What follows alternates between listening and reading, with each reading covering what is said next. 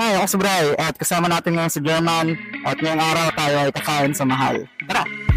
Simple, simple, simple minds.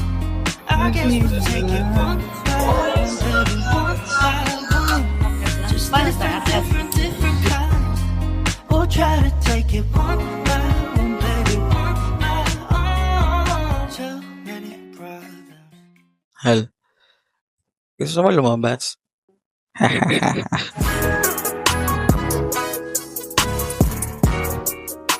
Hi, ako si Bray at kasama natin ngayon si German at ngayong araw tayo ay kakain sa mahal. Tara! Alright, time check. 2:38 na ng madaling araw. Tulad nga ng sabi ko kanina, tayo ngayon ay kakain sa mahal. At pupuntahan natin ngayon ay isa talaga sa mga minsan namin tinatambayan dito sa Parañaque. Actually ngayon ay short ride lang tayo ngayon dahil medyo mahal ang gas. Kaya short ride lang muna tayo. At anong oras na rin naman. Wala pa kaming tulog parehas. At nandito tayo ngayon sa Barangay Santo Niño. Kung saan maraming santo. Hindi, joke lang. Na-hurts. Sarado ba ang daan? Ay hindi, akala ko sarado lang. Kasi may nakabukas na ilaw. Ilaw ng police. Grabe no, walang mga kotse sa kalsada. O siguro dahil madaling araw na kasi. At saka, nasa mga probinsya na yan sila. Nagsuwian ng mga main characters. Mm-mm. Traffic nga kanina eh. Talaga ba? Mm-mm. Pero tulad nga na kinikwento ko kanina kung kayo ay malapit lang dito sa Parañaque at naghahanap lang kayo ng mga pwede nyong tambayan, palipas oras, di kaya kumain, at medyo nalalayuan na kayo pumunta ng Tagaytay, Rizal o kung saan man, eto, baka pwede nyong i-consider ito. Nakailang beses na kaming nagpunta rito. Pero hindi pa namin talaga totally na-vlog na tulad ng ganito. Kaya sama-sama natin siyang i-check ulit ngayon. Time check, 2:42. Sobrang lapit lang talaga nito. Medyo nag-side trip lang tayo ng saglit dahil kailangan natin mag-withdraw. Time check, 2:43. Nandito na tayo sa Kabihasnan. Bago tayo tumuloy sa pupuntahan natin, mag-withdraw muna tayo guys. Alright, time check, 2:47. Nakapag-withdraw na tayo at papunta na tayo dun sa tatambayan natin ngayon. Abot ba tayo? Liliko ba tayo? Yeah. Tulad nga na sinasabi ko kanina, kung kayo yung tipo na nag-aalangan ng pumunta sa malayo, tulad ng Tagaytay, Rizal, at nandito lang rin naman yung malapit sa Parañaque, pwede yung silipin tong pupuntahan natin ngayon. Pwede yung siyang tambayan, palipas ng oras, pwedeng kumain, magpahinga, may saktong view lang rin na pwede nyo rin ma-enjoy. Sa ngayon, hayaan nyo na lang munang i-share namin yun sa inyo. Kung sakaling alam nyo yung pupuntahan natin, comment down below. Ayan na. Di pa ikaw yan. Oh, sabi sa iyo eh. Sarap po. Kaya minsan talaga gusto kong bumibiyahe ng ganitong oras. Kasi hindi na mainit, hindi na maluwag. Ay, bale, hindi na mainit at hindi na masikip yung kalsada. Ayan no, halos solo natin ang kalsada.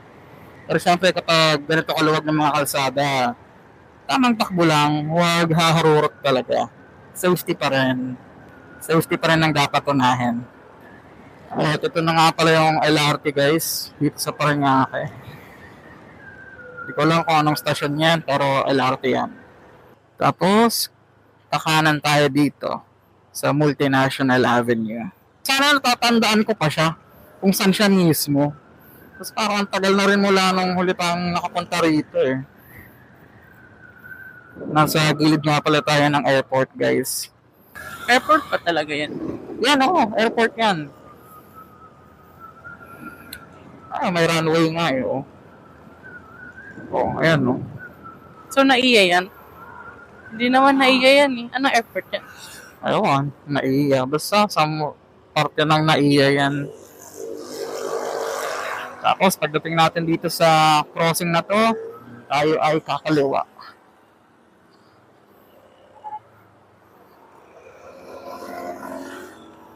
Dito. Chinelas mo naiwan no? Sinelos mo yun eh. Ingat-ingat lang rin pala guys kung dadaan kayo rito kasi may mga parte rito na malalalom yung bubak. Maraming creators. Yeah. Medyo hindi ko na siya kabisado dahil ang tagal na ng huling beses na akong bumalik rito. Actually, parang hindi nga ito yun eh. Ito ba yun? Ito yun. Malayo pa yun, doon pa yun sa dulo. Hindi pa nga natin nadadaanan yung bahay ni Ni ano, oo. Ni Lloyd Cadena.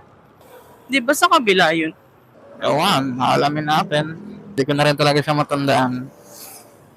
Hindi, may dire-diretso lang tayo. Oh, one way raw to. Hindi pala. Pwede tayong dumiretso. Sorry. Kala ko one way.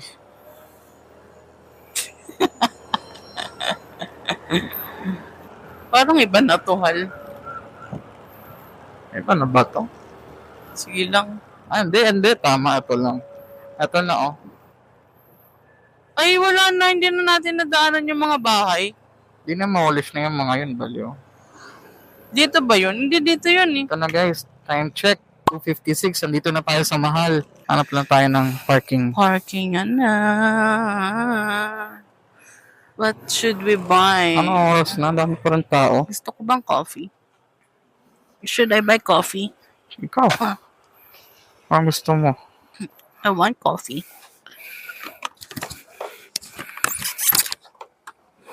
Alright, time check. Alas 3 ng madaling araw. Andito na kami sa Shell Select. Give me some time. Oh, oh, we'll bring it in a simple minds. I guess we'll take it one by one, baby, one by one. Just different kinds.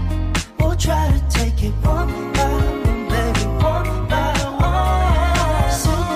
Simple minds. I guess we'll take it one by one, baby, one by one. Just different. Time check, 3:25 na ng umaga. At kakain na kami. Actually, itong lugar na to, wala naman talagang special sa lugar na to. Sadyang kakaiba lang yung concept niya para sa akin. Para lang talaga siyang typical na convenience store. Puntahan ng mga taong napapahinga. Gusto lang rin tumambay, magkape. Para lang sa akin talaga, tulad yung sinasabi ko para sa akin, medyo kakaiba lang kasing concept. Kasi parang siyang waiting area ng isang airport. Kaya, naging isa to sa mga paborito kung tinatambayan namin. Nakailang beses na rin kami balik rito. Sadyang hindi pa lang namin talaga nababalag tulad ng ganito. Pero paano ko ba nasabing kakaiba yung concept na to? O dahil dito, tingnan niyo. Laki ng plane, no? PAL? PAL yung ganong logo, di ba? Hal? Oo. Hal. Yeah. Simple minds. I guess we'll take it one by one, baby, one by one. Just different kinds. We'll try to take it one by one, baby, one by one.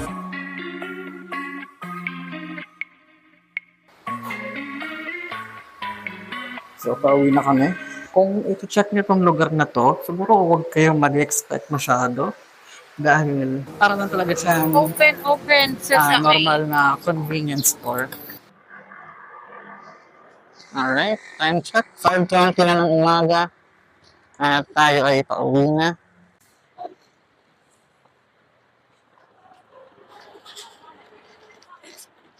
Yan, grabe.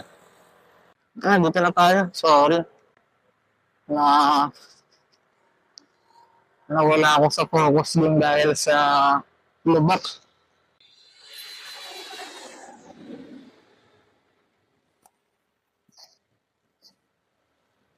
Wow, mas maganda yung ano rito. Ay, yung runway, oh.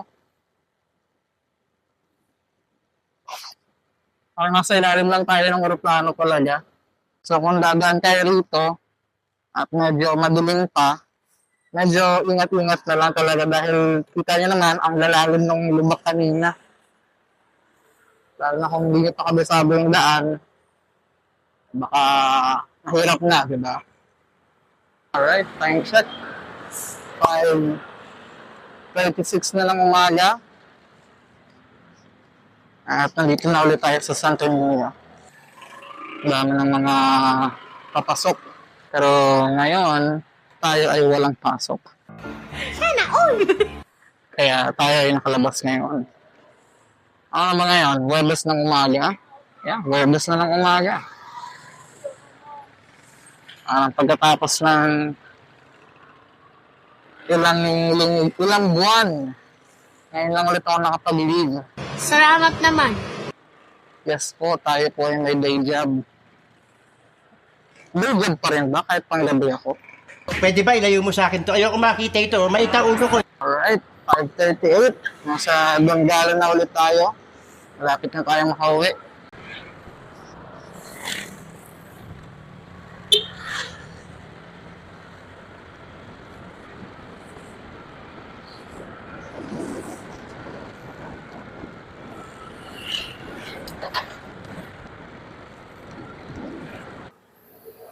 Alright, time check, 5:40 na ng umaga, nakauwi na rin kami. At siguro dito ko na rin tatapusin yung video natin. Kung sakaling nagustuhan mo to, at tumabot ka sa part ng video na to, maraming salamat sa panonood. Kung sakaling gusto mo pa kami mapanood sa susunod, don't forget to hit like and subscribe. At yeah, sa susunod ulit, bye!